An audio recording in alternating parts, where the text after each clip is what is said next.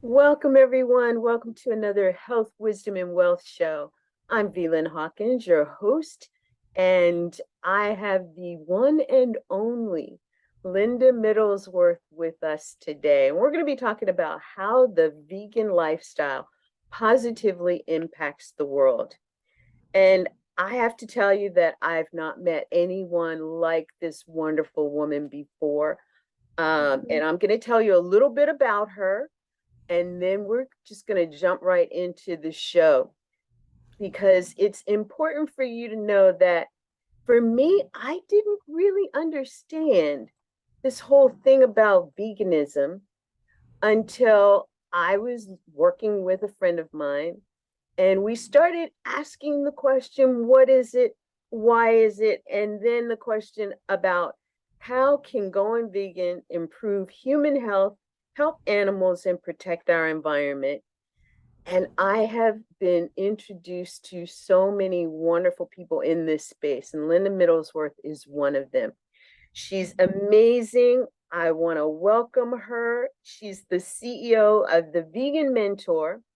She's a vegan health coach, a food for life nutrition and cooking instructor for the Physicians Committee for Responsible Medicine. And she helps vegan advocacy groups by organizing demonstrations and rescuing animals, which is so important these days. I can't tell you. Anyway, Linda has been a vegan for almost 30 years. She didn't make the switch in 34 years, 34. 4 years. Thank you. She didn't make the switch until she was nearly 44, and now she's an energetic, aerobic loving vegan guru at the thriving age of 78, who works to help others on their plant based journey. Now, I can run down this list of all that Linda has done, and this that you see is the short list. Cancer Project for Life instructor with PCRM. She's been certified by Cornell T. Colin Campbell's program. She's been certified by the Star Solution, John Mcdougall's program. She's an affiliate of member of the American College of Lifestyle Medicine, organizer for the Sacramento Vegan Society, co-organizer for the Sacramento Animal Rights, and co-organizer for Sacramento Animal and Health Save. She's grassroots volunteer for PETA, MFA, DXE, Humane League, Animal Outlook, and We Did It Health. She is, talk about energetic. Well, Linda, welcome to the show. I'm so excited to be here with you today. Oh, thank you for having me. This is wonderful, VLYNN. I love it. Well, I do too. And we're just going to get into this. And I would really like our audience, I'd love to know more about your journey. How did you go through 34 years and then finally decide it's time to be a vegan? What happened and how's your journey been to getting to now? Well, I think like a lot of people, I became very sick.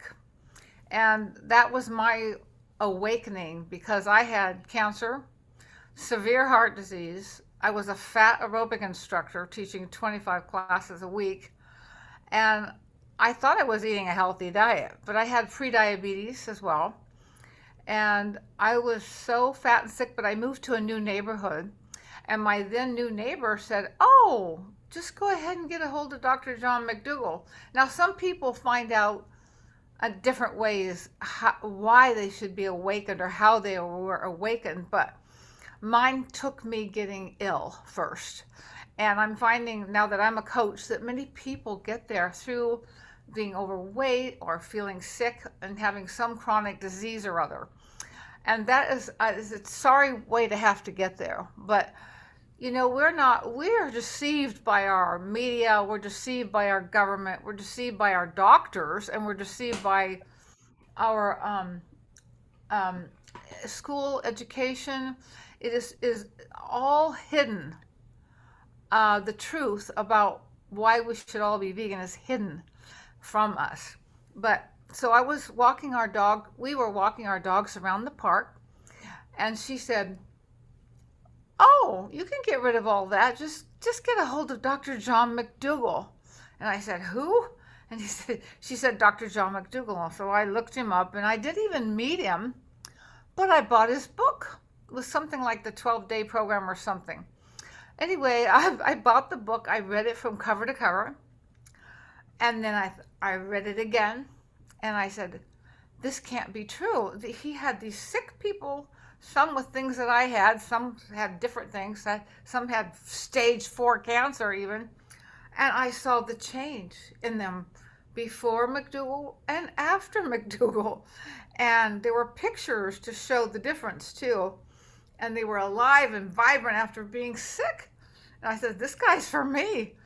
And, I didn't know if he was a quack or not. I had no idea. Well, I jumped right in. And guess what? It didn't take me that long. My doctor said, with your thyroid cancer, I want to take it out. Or first we're going to try the radiation and then the chemotherapy. And so I had unfortunately met my neighbor and found out about John Mcdougall 1 week too late. Because the week before I met her and found out about him, I had 1 radiation done. And so it kind of killed part of my thyroid, is what it did. I wouldn't have done that had I met him just a little earlier. Mm-hmm. But the doctor said, well, we have to keep going, Linda. And I said, no, I'm not. I'm going to follow Dr. John Mcdougall. And the doctor thought I was crazy. Well, I did. And I got rid of everything. My heart disease, my cancer, what I had left of it. And then I got rid of my obesity.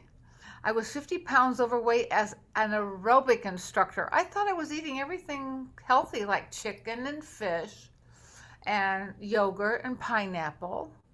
Aren't those the healthy foods? I thought. Of course, I ate cheese because I couldn't not eat it. It's so good, right? I had to eat cheese. So I ate cheese whenever I could. I just go by the refrigerator and take a big hunk. And I'm pretty sure it was the dairy that caused my cancer. I know it caused my heart disease, but I'm pretty sure it was the leading cause, since we now know from Dr. T. Colin Campbell from Cornell that dairy is your #1 promoter of cancer. We know that now. So I was eating mostly dairy, and I'm sure that's why my cancer arrived, and well, all of it, my obesity and everything else. But so that was the good news, because her telling me 1 sentence about that, and then 1 week later we're walking our dogs around the park again, and she said, and you know about the animals, right? I said, what about the animals? She said, well, do you know about dairy cows? And I said, yeah, I love cheese. I hate giving that up. And ice cream too. And she said, no, you don't know what happens to the dairy cows, do you? I said, yeah, they have milk and we get cheese. And she said, no, that's not what happens. And I'm not going to tell you what happens because it's so terrible. But she told me, and I had to stop in my tracks with our dogs. I said, you got to be kidding me. They do that to the babies? They take the babies away from the mother at birth? And they kill the boy and they take the girl. Oh my goodness, it's horrible. So I was in shock. I was 44 years old. I considered myself a college educated, pretty smart lady. Mm-hmm. And I had never heard of this. Nobody ever told me that. I'd even been to, farms and pet the cows and everything. I didn't know that's what was happening to them. I was just in complete shock. And I said, okay, that's it. I'm an animal rights activist too. Within 1 week, I changed my food and became an animal rights activist. And what helped spur that on too is I read Peter Singer's book called Animal Liberation. And he had 1 sentence in there that really got me. He said, it's not even whether you eat meat or not. It's whether they suffer. Mm-hmm. It's whether they suffer. And that just resonated with me, because I started reading and I found out how all the different farm animals suffer to get that food I was eating on my plate. I had no idea about any of that. So with that, I read more and more I followed Dr. Melanie Joy, Beyond Carnism, and she explained how the word vegan and being vegan is an invisible, uh, it's invisible because when people get up in the morning, they have their bacon and eggs or whatever, and they have their chicken for dinner. And we don't talk about what kind of diet that is. That's supposed to just the normal diet. And we call vegetarian, we know what that is. But there was no word describing what the normal eating was. And she coined a new word called carnism. So, and she wrote a book, Beyond Carnism. And so we could recognize that that is the way somebody's eating. So the way I was eating was a carnistic way. And she helped me very much understand it, because why our culture allows us to make our food choices invisible. And she gave a good example in her book, Why Do We Love Dogs, Eat Pigs, and Wear Cows? She wrote about a dinner party. And in the dinner party, they were sitting around having a big stew. And one of the guests said, "Oh my gosh, will you please give me the recipe? It's so good." And the host said, "Oh yeah, sure. Well, you start off with some very well seasoned roasted golden retriever. And then you put in the carrots and the onions and the tomatoes." And everybody stopped eating. Golden retrievers in here? I can't eat that. It's a dog. So our culture said that we can eat one animal, we can harm one animal, we can breed one animal to harm the animal, but we can't do it to our dog. And so that's when I realized that this invisible way we're eating, carnism, is needs to be talked about. People need to know that our culture trained us to love one, wear one, or eat one. And in some cultures, of course, they eat dogs, and for them it's normal, and alligators and octopus and everything. But we don't usually eat our pets. The pets are pets, and the other animals are just invisible things to feed us. And so now it's no longer invisible, which makes me so happy, because that means the vegan movement, vegan has nothing to do with diet, by the way. Vegan is about ahimsa, do no harm as best you can to any sentient being, including humans. So I don't want to hurt another human. I don't want to hurt any animal either. And by eating them and using them for food or our clothing, or anything else, even recreation like rodeos, is hurting them. And I no longer hurt animals, and I feel so good about that, because animals are key for me to go forward in the world. They're so loving, just like humans are. They have feelings, they have joy, they have anger, they have jealousy, they have families of their own. And even fish, they recognize people. Like if they're in a fish tank, they can recognize that's Linda and that's VLYNN over there. They know the difference. They have their own families and their own feelings. So we put our own cultural bias on each one of these animals. So I'm so glad we have a vegan movement now, where we can differentiate between what we actually do and what we're doing. Wow, that is so compelling, to make one realize what we're doing. And I love that story about the stew and the recipe. Oh my gosh, that's something, yeah, that would make you sit up and say, okay, let me think about this. Yeah. And so I've got my own opinions about why we've been so easily indoctrinated to the way we eat. And I love how you put it, the invisible way we eat. What do you think are some of the drivers behind that? Well, each culture is different, of course, but the drivers are, in this country especially, the government subsidized billions of dollars to put the advertising out to eat all these animal products. That's why on TV you don't see a lot of vegan products yet. We will.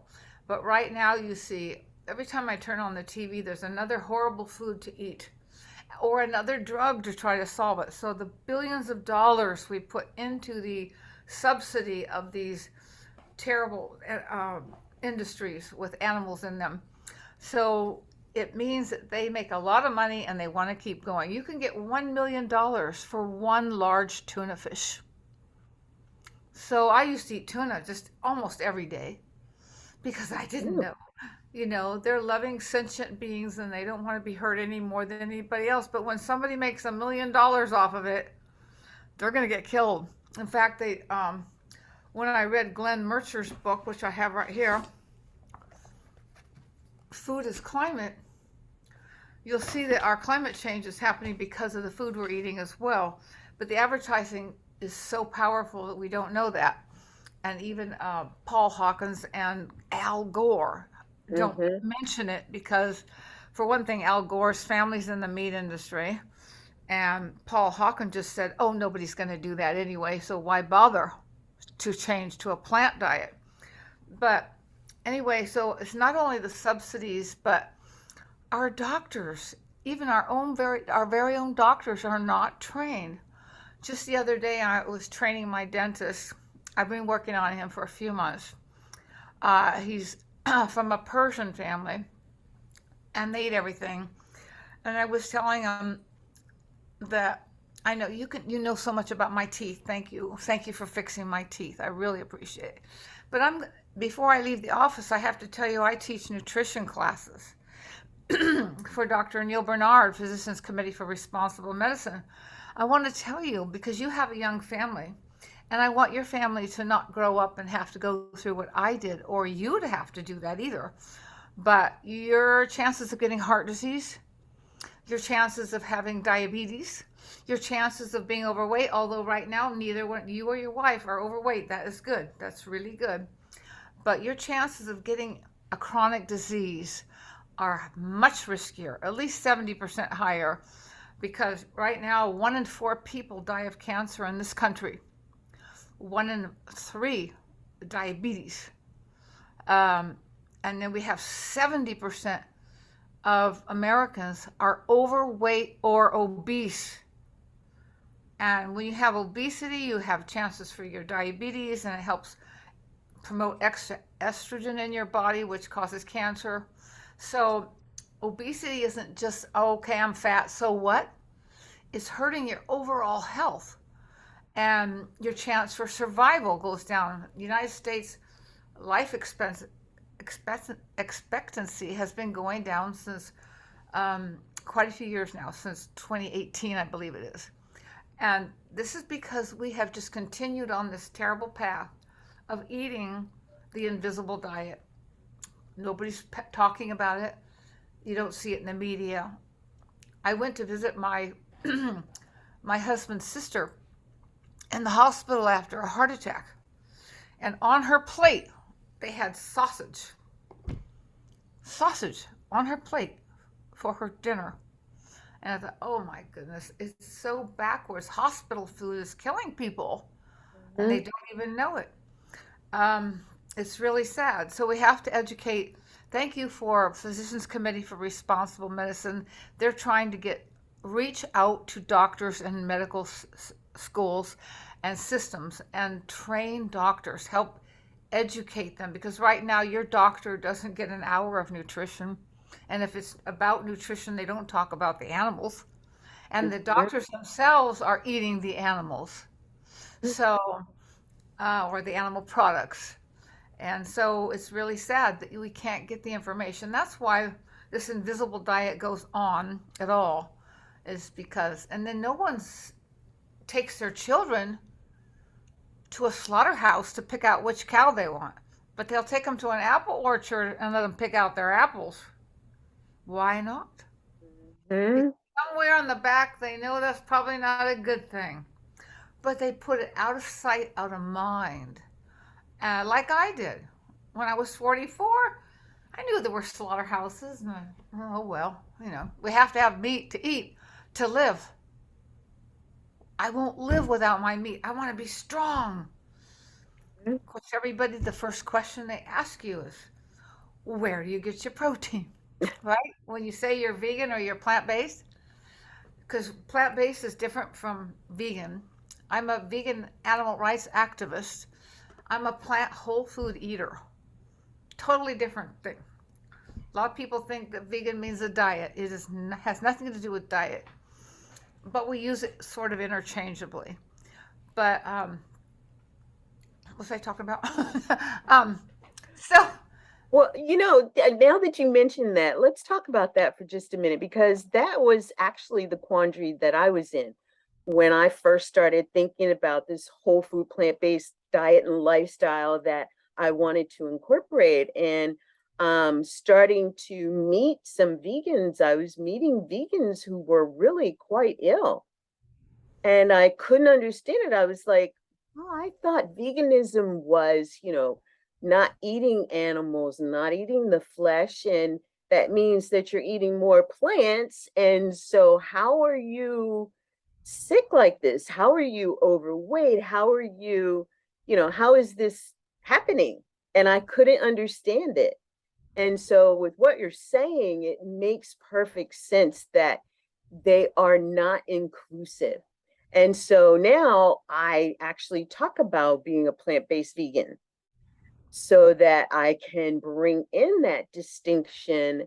And, had you asked me 3 or 4 years ago what a plant-based vegan was, I would have had to pause yeah, yeah. and say, I know what plant-based is. I think I know what vegan is, but I don't know that they go together. And if they do, because it's really interesting to see, why is it, do you think, that vegans aren't like the most readily there to jump on a plant-based diet? I once had a lady. I was at an animal rights march, which means she's a lovely person because she cares about the animals like I do. And she said, "Do you want this donut?" And I said, "No, I don't eat oil. I'm sorry." I thought she was going to slug me because oil, it's vegan. I said, "But I eat whole food. I don't eat processed food." And so I tried to explain to her, but she remained angry with me the whole time. I have well over 5,000 people in my meetup group, the Sacramento Vegan Society meetup group. And out of those numbers, I probably have 90% who are actually plant vegan for the animals or something, and probably 10% who are pre-vegans, or they're trying to figure it out. But then I have maybe 60-70% of them are not whole food plant eaters. They are just vegan and they think that they're okay, like the lady who didn't like my oil comment.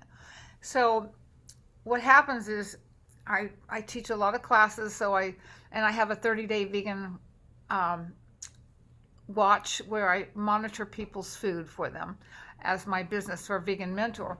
And in there, I teach them why and how they should give up the oil, because most of my vegans still eat the oil, the salt, and the sugar big time. And when they eat those three very dangerous items, especially for weight loss, oil is like, oh, just terrible. Um, they have trouble, they struggle with their own good health. They don't know how to get to it. They don't know why. Just like when I was first told, even from Dr. John Mcdougall, not to eat oil, I wasn't quite sure it was vegan. I think I'll cheat once in a while. So at the very beginning, I would go out to dinner and have 4 bags of French fries cooked in oil and salt, and a couple glasses of red wine. That would be dinner. It was vegan, right? So I Mm, thought.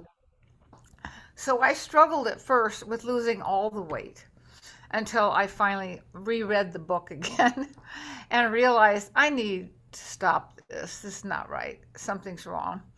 So it took me a little longer to give up the alcohol, but I did give up the oil first. and most of the salt, and the sugar, but the oil part, I mean the wine part, that was hanging on for a while because I thought, it's vegan. I want to relax and have a good time at night. Well, I had to take that out too, and we know from studies that alcohol, even a small amount, can promote cancer. And it certainly doesn't help you lose weight.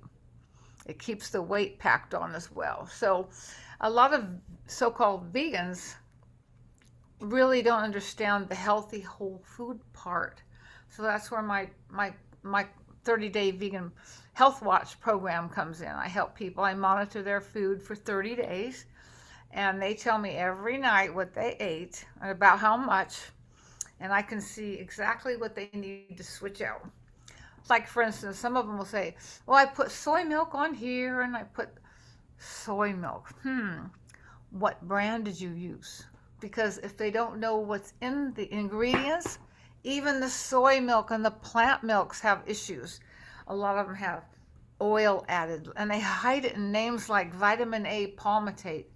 Vitamin A palmitate is nothing but palm oil, and it keeps you heavy, hurts your heart, hurts the orangutans who have to pick all that palm fruit. It's terrible. So it's a training I give them so they realize how to read the ingredients, not the nutrition facts so much. I don't care that much about that. The ingredients are key. They put sometimes a list of 20 things on a plant milk. So you have to buy the brands that have like one or two ingredients. Soybeans in water or oats in water. And Trader Joe's, if you have one, is pretty good at that, having a pretty decent milks you can buy. So, Wow. Interesting. Well, let me ask you this because I know that a lot of people think that, even if they're not 100% plant-based, that they can go through this detoxing space and clean themselves out, whether it's, I'm going to drink this tea for a week and that's going to help me, or, I'm going to fast for 24 hours and that's going to help. And then they go back to putting the same things in their bodies that they were putting in before.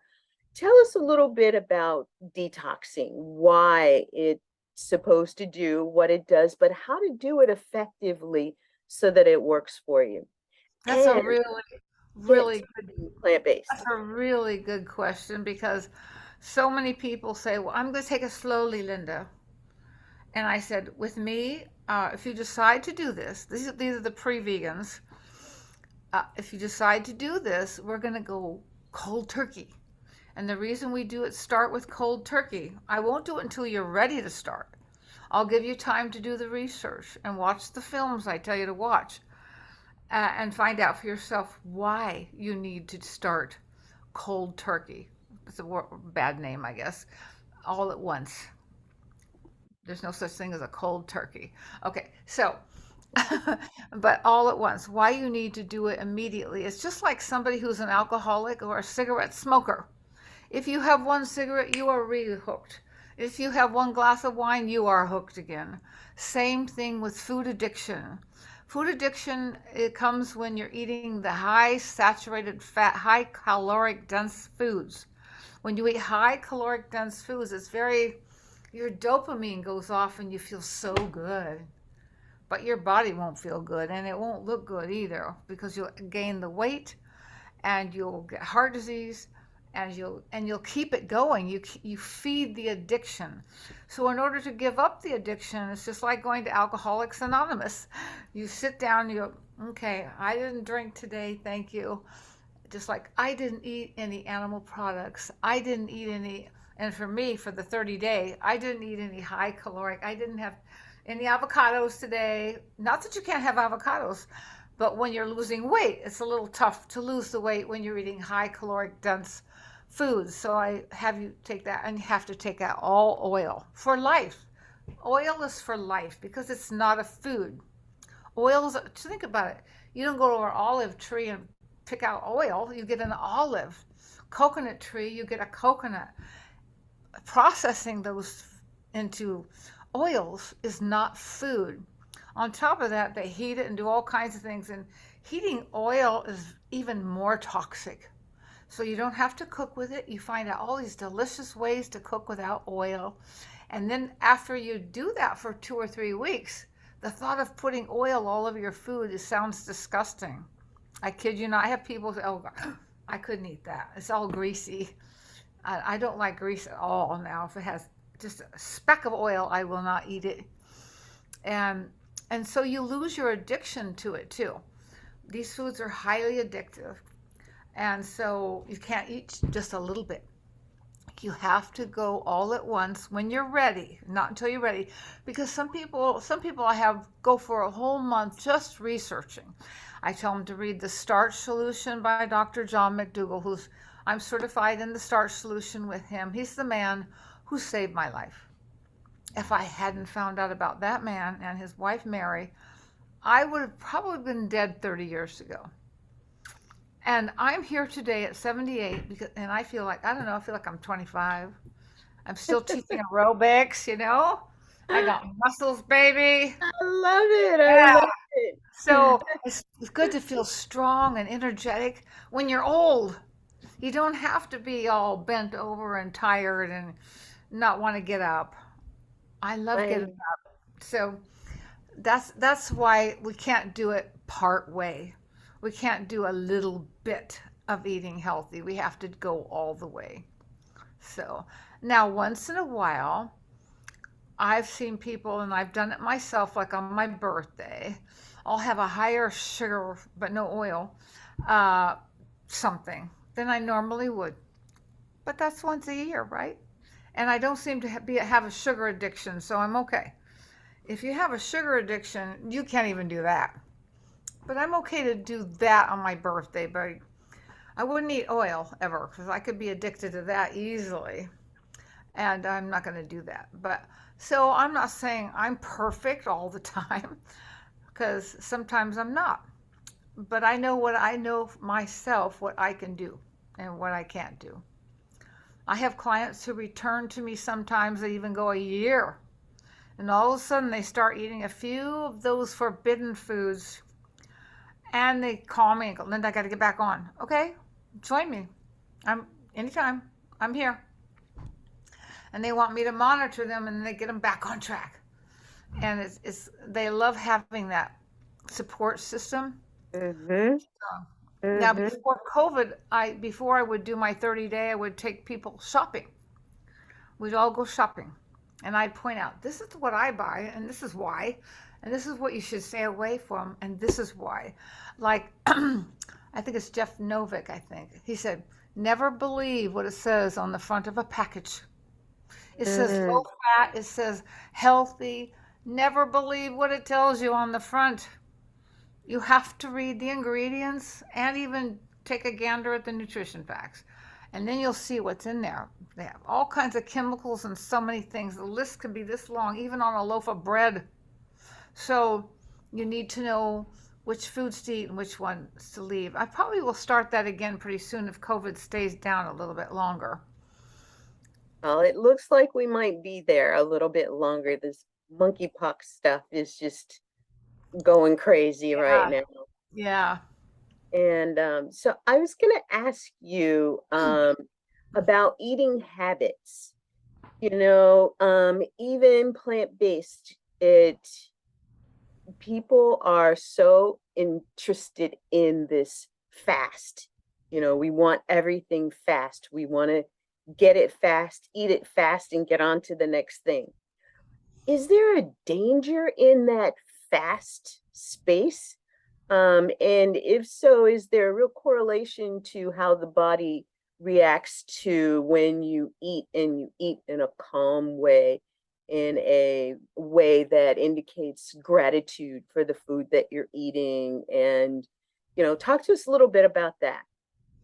Well, I'm going to tell you that I eat so simply, and I try to help my clients to do the same. Because when you try to make, say you think you have to have these complicated, ever-changing recipes every day, that can be overwhelming, especially if you have, like me, I feel like I don't know whether I'm coming or going. I have so many things going on, events, classes I teach. It just seems like my life is out of control there. I probably need some help with that. But anyway, so I have to make my food simple. So one of the things I do is I show people how to batch cook, and I show people like once a week. I have 7 jars, big mason jars, and I chop all the vegetables at the beginning of the week and line them up with the carrots, with the celery. I don't put the lettuce in usually because I just want to leave that out and add that at the end. But all your veggies chopped up, and that way it's ready to go when you want to make a big crunchy salad. And then I show them ways to make easy, fast salad dressings that are so simple. And then also, what I eat a lot of, especially if I don't want my own weight to creep up, which I can do very easily, I eat a lot more potatoes then. If you want to lose weight, you eat your potatoes. That's the way you do it. When you follow the Dr. John Mcdougall program, I took his program just so I could see how he does it. And it's fabulous. I had weight creep up on me because I was eating too many cashew ice cream servings. And so I got off it, started eating my potatoes. And so on those days, I would eat just potatoes and broccoli and kale or something. That's all day long. Whenever I was hungry. So you can make it fast and simple. I think it's how simple you make it, because if you're in the kitchen trying to make complicated recipes, you might give up because you feel so overwhelmed, maybe like I do with my life outside the kitchen. Then I really need my simplicity on my plate. And if I have a big plate with 7 potatoes and a few pieces of broccoli and some zucchini and some kale there, and I like CA balsamic, California balsamic. They're so good. You can put it on everything. And they have teriyaki, they have lemon, they have raspberry teriyaki. I mean, they have a million flavors. You order that online from Thomas Allen. I think he's in Utah. And they are so good. You can put it on your salad dressing. You can put it on your potatoes, and whatever you want, on your veggies. And it just gives us kind of a sweet or tangy sweet flavor. And it's so yummy. So that's what I call simple. And so I don't always do that. Sometimes I use a mustard, or, like I have a Westbury mustard is a salt-free mustard. So I like that one a lot. And then sometimes I put ketchup, but I got to make sure the ingredients don't have sugar and salt and all that stuff in there. Or I just make my own with a little apple cider vinegar and a couple tablespoons of frozen orange juice. Mix that up and make a salad dressing. Another good one is I just heard about the other day. I haven't tried it yet. You just cook up a sweet potato. It's really soft. And then you mush that all over your salad and add a little maybe vinegar, and it comes like a dressing. And it's yummy. So I'm going to try that one very soon. But I think making your food simple means you don't have to go by the drive-through. Even when I've got my directions on, I'm going someplace new, up pops the fast food restaurants on your screen. No wonder people are addicted to this stuff. There it says hamburger with a big, delicious looking hamburger on the front. And it says drive there, and you can click it and it will drive you right there before you go to your appointment or whatever.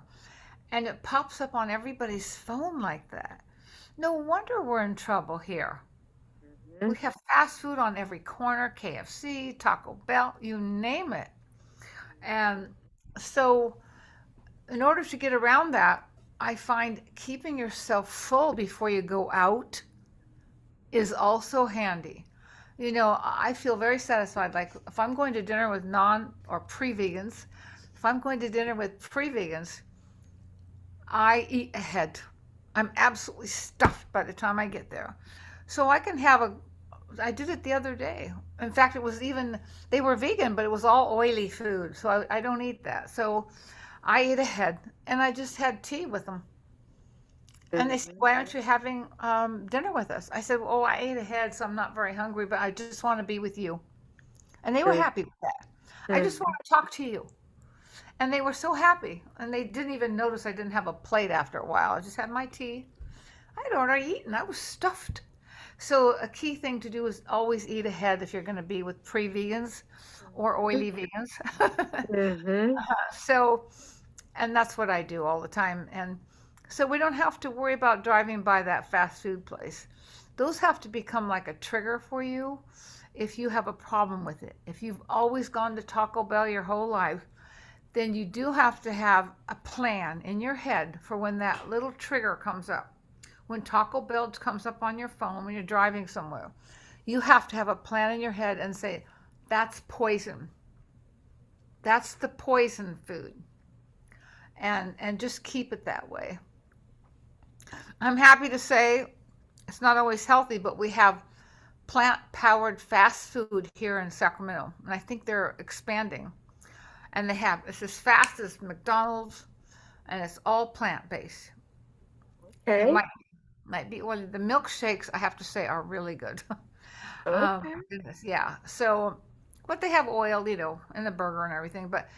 Um, but if it helps people get off the animal, I'm okay with that. Yeah. And let's Mhm. talk about that because, you were on a journey and you mentioned that your journey ended up being a health crisis that opened this up for you. Um, how can people start this? I've talked to a lot of people, and sometimes it gets scary for people when you tell them to just go slowly. Oh And yeah. then it's scary if you tell them to just jump in 100%. So how do you know how to talk to Well, people? well, usually I wear clothing. Not today, but usually it says vegan on it. Hat vegan, clothing big vegan across the front. And I get people say, "Oh, I could never do that." And I said, "Well, sure helped me. I lost all this weight and I got rid of my cancer and my heart disease." And I just shut up then. That's all. They may ask me a question or they may not. If they don't, they're not ready. They don't want to know anything.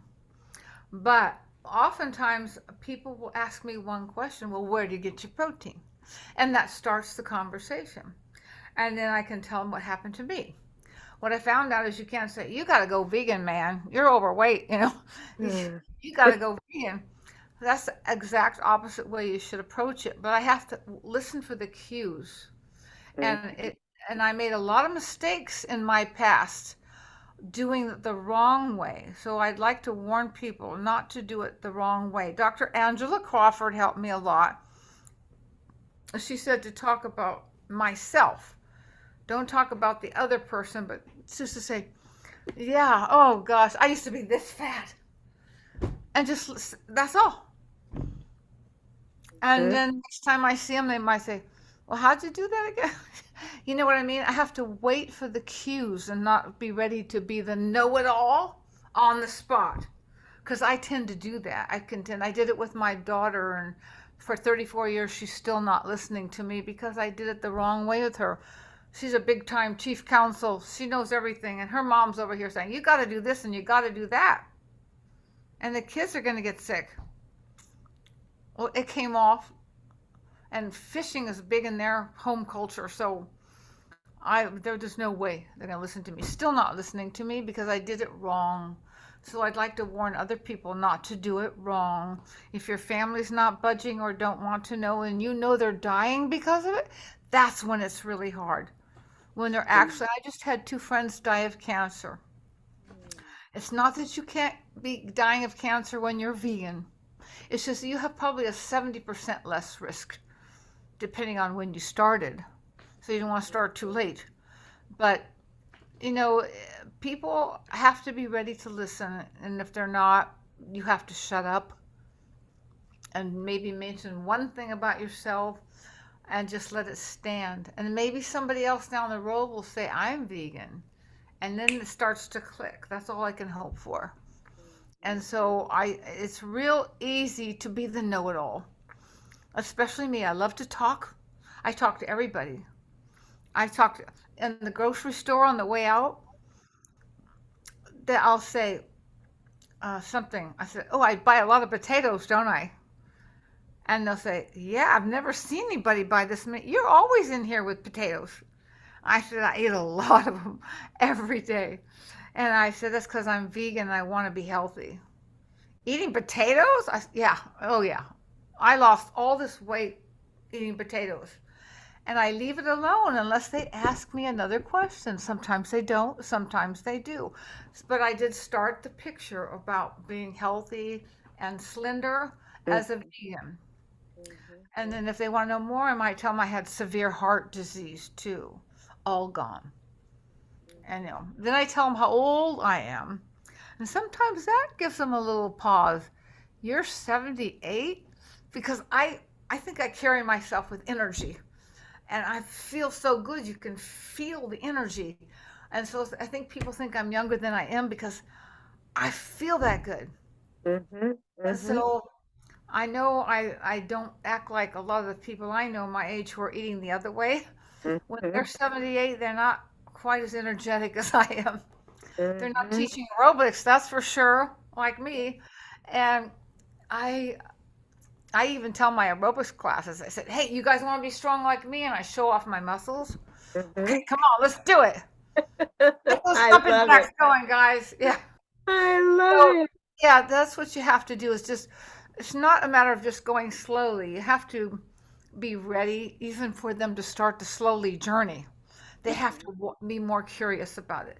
This is people who are going slowly are people who want to know something already. They have already asked me a question and I know they're ready to try. But I say, you don't have to go right away.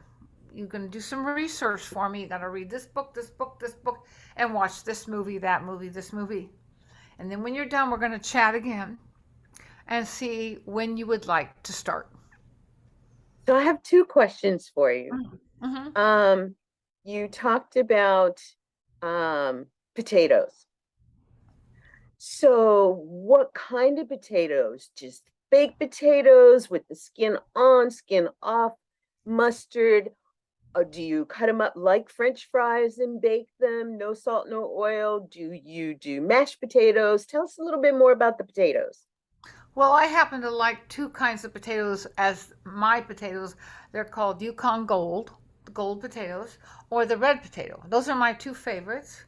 And so those are the ones I choose, but you can choose, and I also have sweet potato, but you can choose any potato you like. I don't care what kind of potato you eat. Any one is fine, and you can cook it any way you like, as long as you don't put all the salt and the oil on it. Okay, leave that out. I have an air fryer, so when I have special occasions, I put a lot of them in the air fryer. I have a smart Breville air fryer, and boy, they come out like crunchy French fries are so good. Because remember, that's what I used to eat before when I was a pre-vegan. So now I can have my French fries and not hurt me too. And the Mhm. more, in fact, when I train my clients, if they're trying to lose weight big time and they want to do it quickly, I put them on the potato, broccoli, zucchini, greens diet. And if they're not losing weight fast enough, like you can lose 1 to 4 pounds a week if you do it right. And some people only use, depends on how your gut biome is doing already. If you've been eating the wrong way for a long time, your gut biome has to change so that your little mitochondria in the cell, your little burners, have to flare up, have to fire up so that they can burn. If they're deadened because of what you were eating for so long, it's going to take a longer for you. I had one lady that didn't lose a pound the first month. The second month and the third month, she had 50 pounds gone because her Wow. gut biome was ready.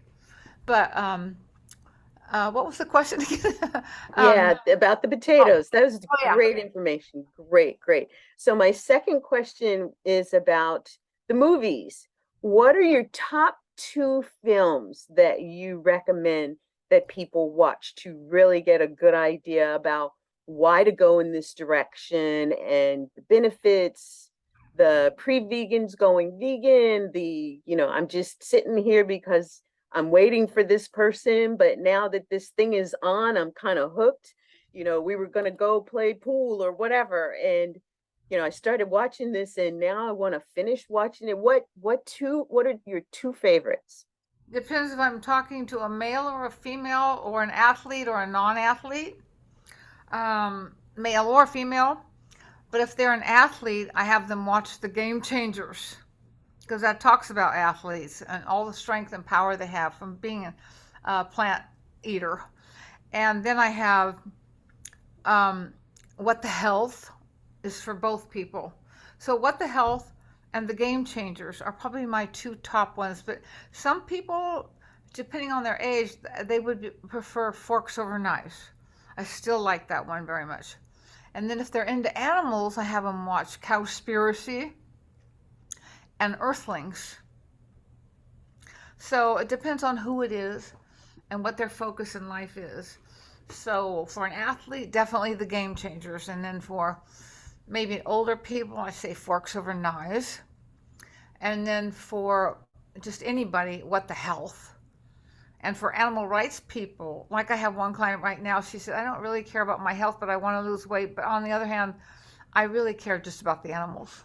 Okay, you watch Earthlings and Dominion, those two movies. And then I help her with the health part.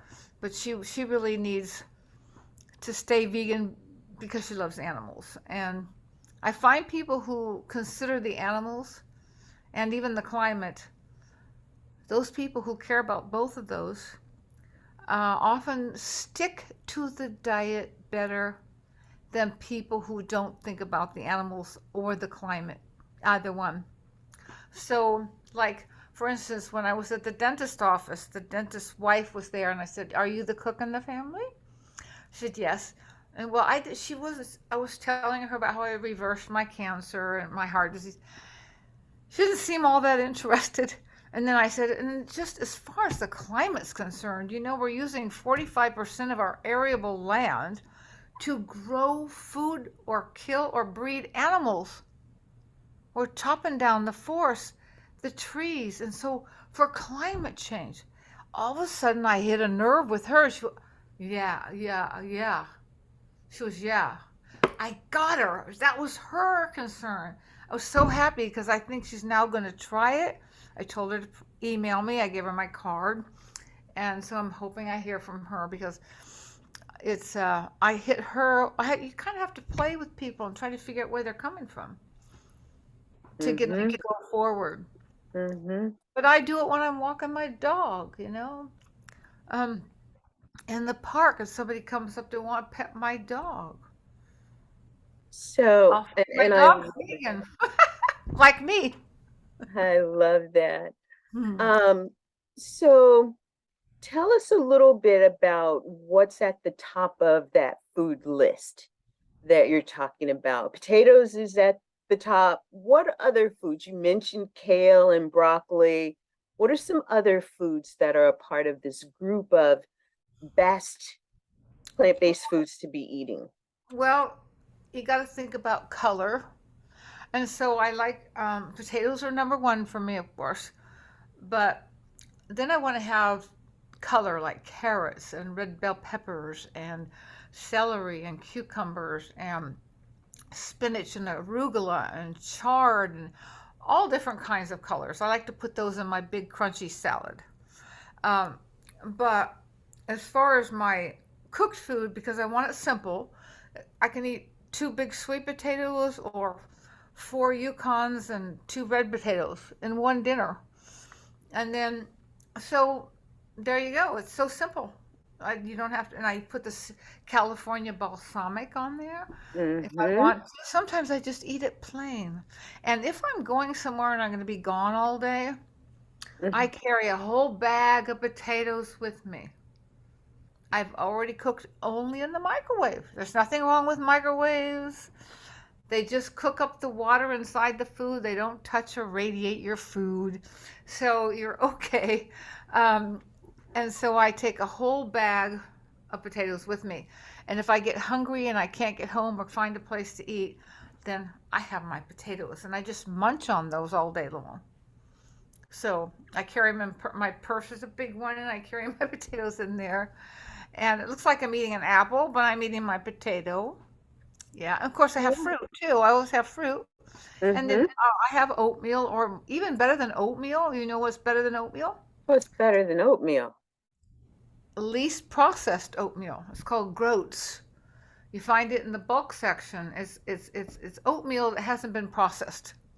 It looks like brown rice, and you cook it up. I cook it up in my instant pot, 2 to 1, 2 cups of water to 1 cup of, like rice kind of, in my instant pot, and then I make it for all week. And I have Pyrex jars of groats, which is most unprocessed of all. Rolled oats are fine for you. Get me if that's what you want to do. That's fine. I do those too, but if you want to do the least processed and stick to it food, you want to cook up your groats. That Groats. Just that is awesome. I love mhm, that. mhm. And I love that you have brought such a colorful and vibrant conversation to our audience today. So, as we're wrapping up, Linda, is there one piece of advice or something that you feel compelled to share with the audience that you want us to take away with us as we wrap things up today? Well, since animals are so important to me, that I think it was George Bernard Shaw said something. I'm paraphrasing, that the worst thing that we can do as humans is ignore them Mhm. and not do something. And that's, to me, is the indifference that people have right now. Is hard for me to watch people who are like I was, who don't know or care or think about what's happening to the animals. I want everybody to be healthy. I love helping people get healthy, like I help myself.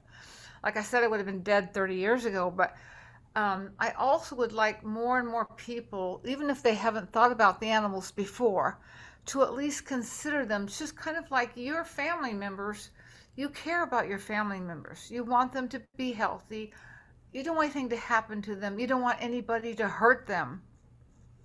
Well, I think the same way about animals. I don't want anybody, I want all factory farms to end.